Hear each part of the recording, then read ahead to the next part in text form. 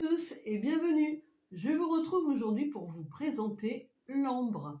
Alors je vous montre l'ambre qui, je vous rappelle, n'est pas une pierre mais qui est une résine qui a été sécrétée il y a plus de 44 millions d'années par des conifères ou des plantes à fleurs.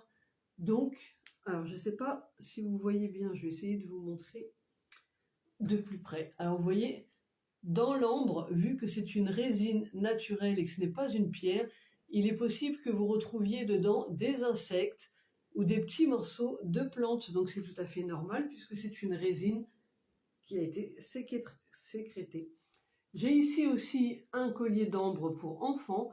Donc vous voyez, même le fermoir est en ambre et ça ne se dévisse pas, ça se tire justement pour éviter les étranglements. Vous voyez, c'est un clip. Comme ça, si le bébé ou l'enfant se tourne, eh bien, clac, ça s'ouvre directement pour éviter les étranglements. Et j'ai aussi les colliers adultes avec le fermoir également en ambre. Donc il y a plusieurs tailles, plusieurs différentes pierres. Donc il faut savoir que pour l'ambre, il y a à peu près 245 teintes différentes. Donc il y a plusieurs couleurs, vous voyez, jaune, couleur miel, couleur ambre, couleur cognac, etc. Il y a énormément de teintes.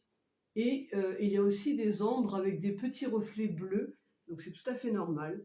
Alors que, pourquoi pouvez-vous utiliser l'ambre?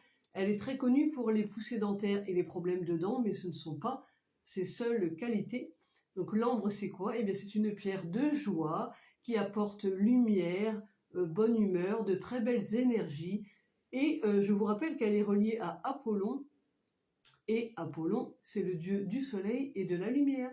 Donc c'est une pierre très solaire, très pleine de belles énergies, pleine de belles lumières. Donc si vous avez besoin de belles énergies, si vous avez envie de retrouver de la joie, de la bonne humeur, de soleil, eh bien utilisez l'ambre puisque c'est sa principale qualité.